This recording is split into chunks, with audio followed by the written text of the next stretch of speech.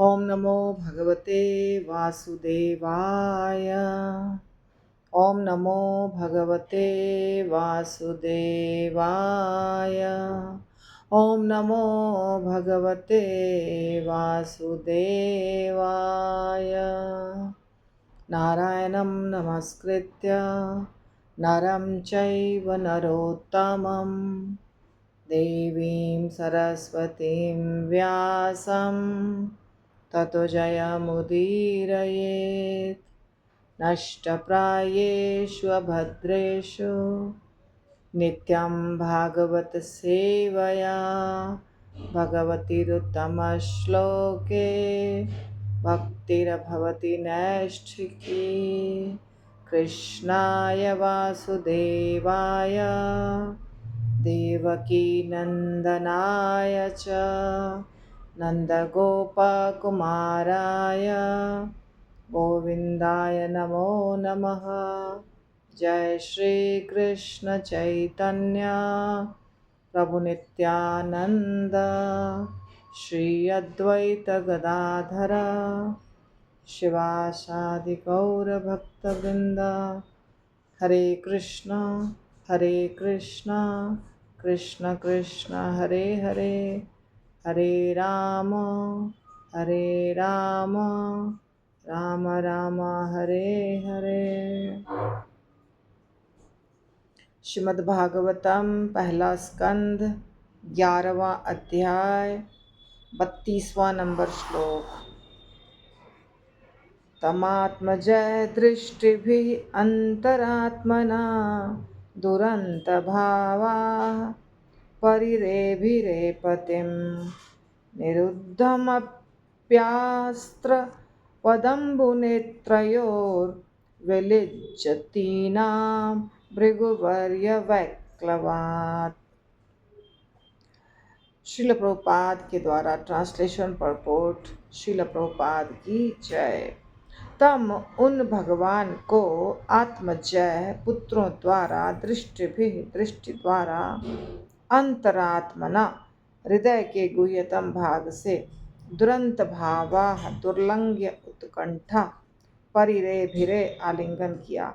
पतिम पति को निरुद्धम अवरुद्ध अपि होते हुए आस्त्रवत आंसू अम्बु जल की बूंदों के समान नेत्रयो आँखों से विलज्जती नाम लज्जा अनुभव करने वाली भृगुवर्य हे भृगुओं में श्रेष्ठ वैक्लवात अनजाने में। रानियों की दुर्लंघ्य उत्कंठा इतनी तीव्र थी कि लजाई होने के कारण उन्होंने सर्वप्रथम अपने हृदय की गहराई में श्री भगवान का आलिंगन किया। फिर उन्होंने दृष्टि से उनका आलिंगन किया और तब अपने पुत्रों को उनका आलिंगन करने हेतु भेजा, जो स्वयं ही आलिंगन करने जैसा था। लेकिन हे भृगुश्रेष्ठ, यद्यपि वे भावनाओं को रोकने का प्रयास कर रही थीं, किंतु अनजाने उनके नेत्रों से अश्रु छलक आए। सुत गोस्वामी बोल रहे हैं ये कथा अभी। सुखदेव गोस्वामी ने तो बोला है, सुत गोस्वामी ने सुना है, और अभी सुत गोस्वामी बोल रहे हैं। शौनक आदि ऋषि बैठे हुए। तो रानियों के बारे में बता रहे हैं कि रानियां कैसी मानसिक स्थिति से गुजर रही थी। उनका तो मन कर रहा था दौड़ के चले जाएं भगवान के पास, उनका आलिंगन कर लें, परंतु लज्जा जो स्त्री का गहना होता है, तो लज्जा था। बहुत महत्वपूर्ण शब्द है लज्जा। आजकल नहीं है, ज़्यादातर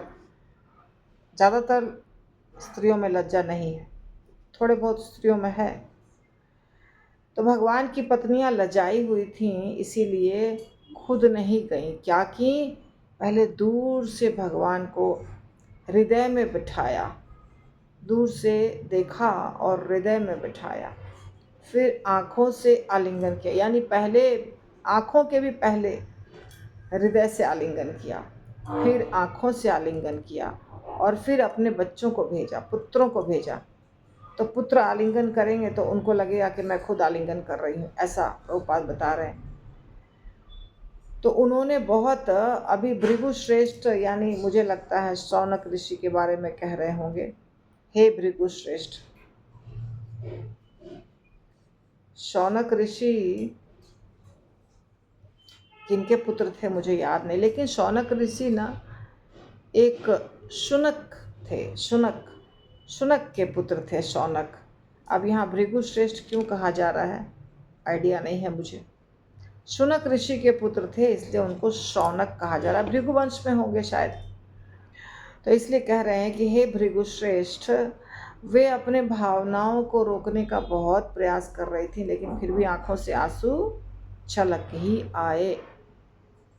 श्रील प्रभुपाद कहते हैं स्त्रियोचित लज्जा, स्त्रियोचित लज्जा यानी स्त्रियों को लज्जा होना ही चाहिए। स्त्रियोचित लज्जा के कारण अपने प्रिय पति भगवान श्री कृष्ण का आलिंगन करने में अनेक अवरोध थे। इसका अनुभव हम सबको भी हुआ है। जब हम ससुराल जाते हैं शादी करके, वहाँ बहुत लोग रहते हैं, सास, ननद, देवर, चाची, दादी, ऐसे बहुत सारे घर में लोग रहते हैं, ससुर रहते हैं। तो केवल पति और पत्नी नहीं रहते हैं। उस समय अगर आपके पति आ भी गए हैं कहीं से पता नहीं आप लोग के साथ क्या हुआ है, पर गांव में ऐसा होता है कि पति आ गए हैं बाहर से कहीं, पर 2-4 घंटे के बाद अंदर आएंगे, 2-4 घंटे तक बाहर रहेंगे। बाहर जो जहाँ जेंट्स रहते हैं, जेंट्स के रहने का जो एरिया होता है, हमारे यहाँ उसको बंगला कहते हैं, पता नहीं आप लोग के यहाँ क्या कहते हैं। तो वहाँ पे भी कमरा होता है, वहाँ पे भी रूम होता है, वहाँ पे भी सब कुछ रहता है, टीवी है, रूम है, पंखा है। तो जो पुरुष आते हैं, जैसे मेरे प्रभु जी आते थे, तो वहीं पे बहुत 2-3 घंटे वहीं रहेंगे, क्योंकि पिताजी हैं, भाई है। तो माँ भी जाएगी बाहर, अंदर से बाहर जाएगी, फिर माँ भी उनको कुछ खाना पीना, बातचीत लंबी चलेगी। पत्नी के पास आने में बहुत टाइम लगेगा। भगवान का भी दिखाया पहले कि भगवान जब अंदर प्रवेश किए तो माता से मिले थे, और काफ़ी समय के बाद वो यहाँ आए जहाँ महल है उन रानियों का। और यहाँ आने के बाद भी सिचुएशन क्या है देखिए कि बहुत अवरोध है। श्रील प्रभुपाद कह रहे हैं अनेक अवरोध हैं। तो लोग हैं चारों तरफ, तो क्या करेंगी, वो पत्नियाँ कुछ नहीं कर सकती हैं, इसलिए सीधा नहीं जा सकती हैं पति के पास। तो क्या हुआ, पहले उन्होंने भगवान को देखा और अपने अंदर हृदय में बसा लिया, हृदय के अंदर स्थापित कर लिया, अंतरतम में। और फिर आलिंगन करने के लिए पुत्र को भेजा, अपने अपने बच्चे को। जहाँ जहाँ भगवान तो 16,108 महल में प्रवेश किए थे एक साथ, सब रानियाँ अपने अपने पुत्रों को भेजती हैं। लेकिन इस पर भी काम अधूरा ही रहा। प्रभुपाद के शब्द हैं, देख लीजिए आप। लेकिन इस पर भी काम अधूरा ही रहा, और अत्यंत प्रयास करने के बाद भी उनकी आँखों से आंसू ढलक आए। तो खुद तो मिली नहीं, पुत्र मिल रहे हैं, खुद तो दूर से देख रही हैं। तो भावना इतना ज़्यादा है कि आँखों से आंसू छलकने लगे। पुत्र को पिता का आलिंगन करने हेतु भेजना अप्रत्यक्ष रूप से पति का आलिंगन करने जैसा है, क्योंकि पुत्र माता के शरीर से ही विकसित होता है।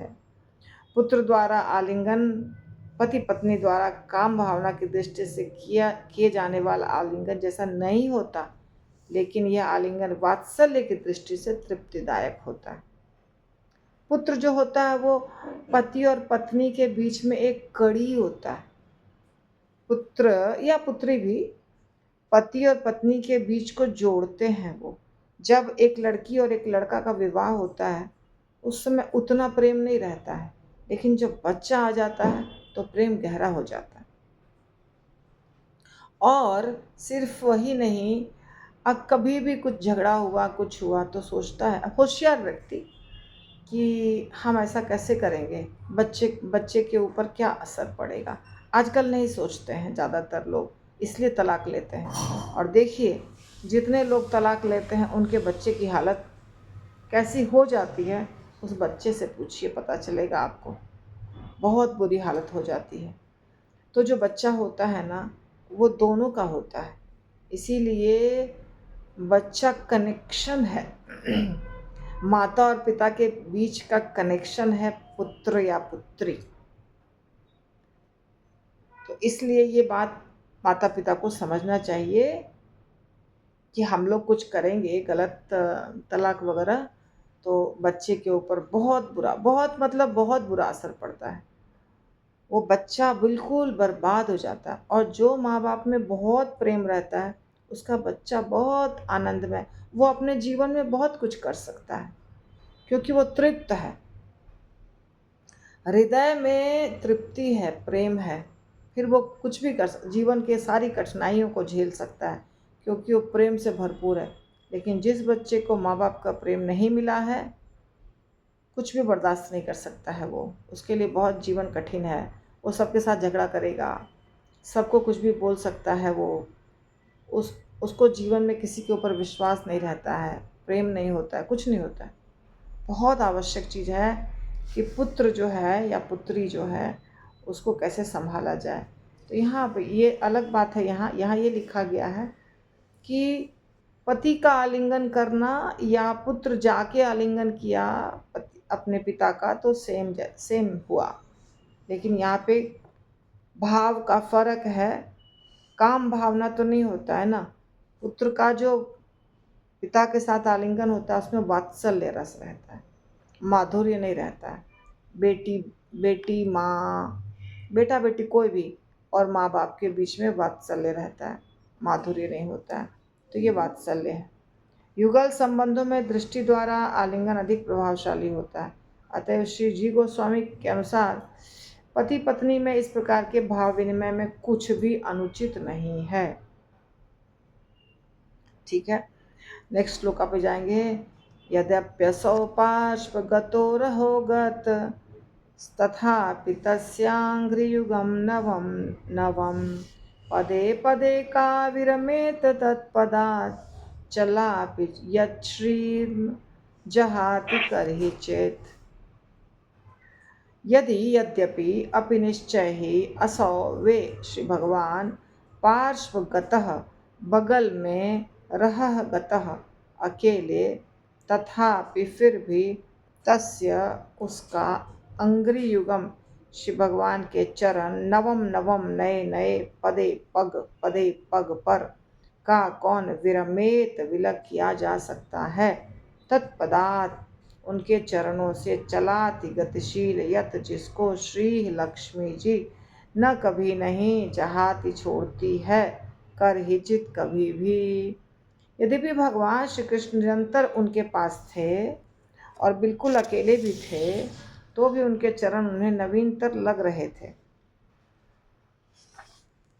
यद्यपि लक्ष्मी जी स्वभाव से चंचल हैं, लेकिन वे भी श्री भगवान के चरणों को नहीं छोड़ सकती।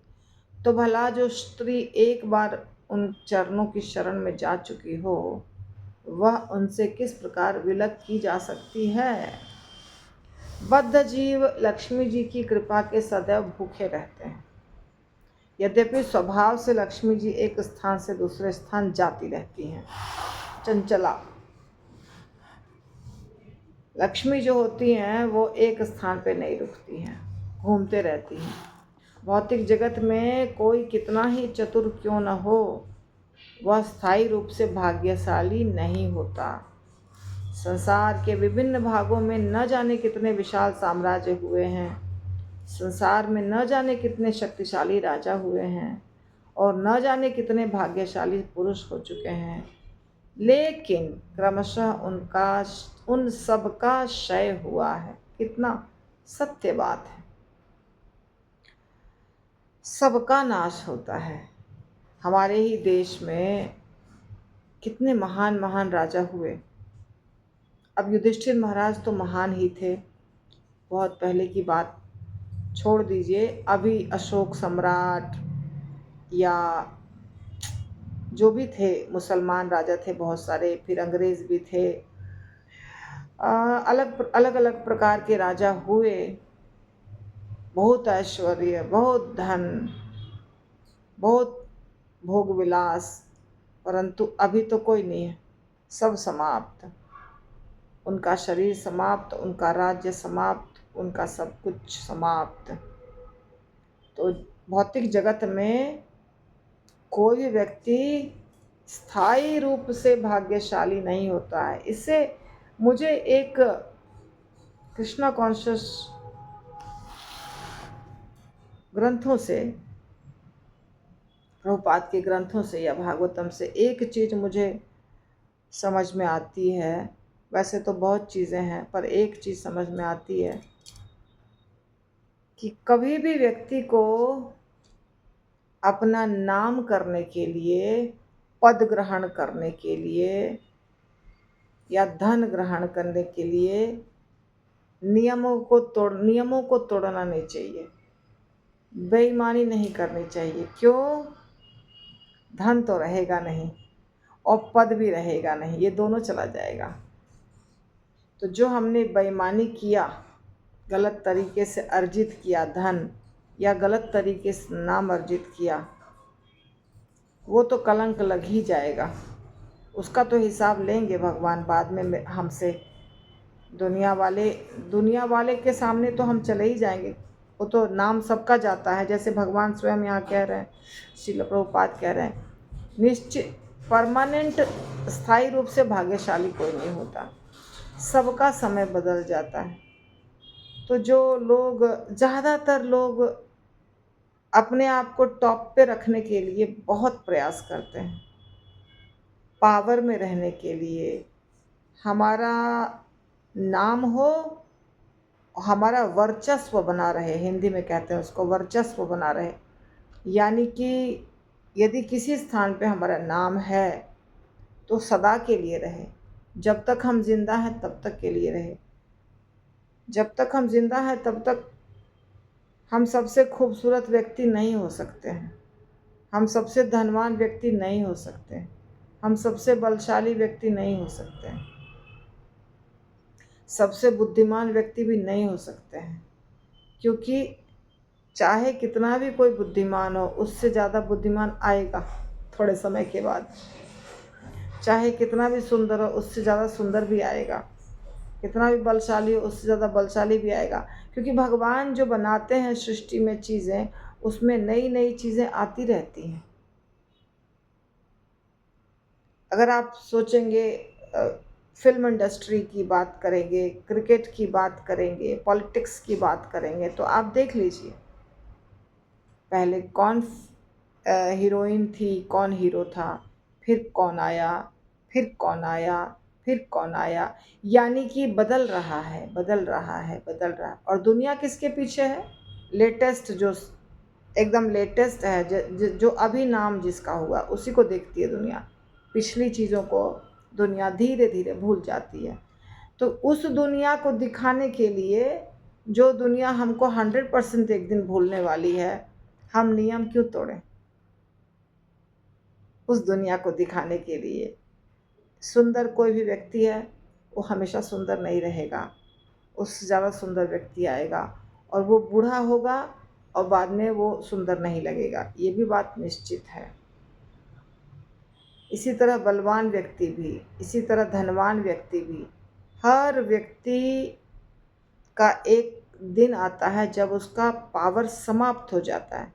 एक बहुत पावरफुल शक्तिशाली राजा होता है, हिस्ट्री में आप देखेंगे, और सब शत्रुओं को मार के, आक्रमण करके बहुत धन अर्जित किया है, बहुत नाम है पूरे देश में, हर तरह, हर छोटे छोटे राजा को कैप्चर करके अपना साम्राज्य बड़ा कर लिया है, सब कुछ किया है।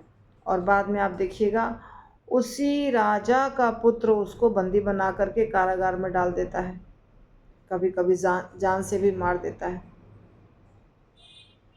तो इसका निचोड़ क्या होता है? निचोड़ ये है कि त्याग में शक्ति है।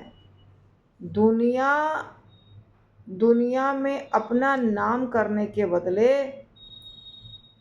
दुनिया में अपना नाम करने के बदले अपना जो भी धन और सुंदरता और बल, ये सब जो 6 ऐश्वर्य हैं, उसको बढ़ाने के बदले त्यागना शुरू करो।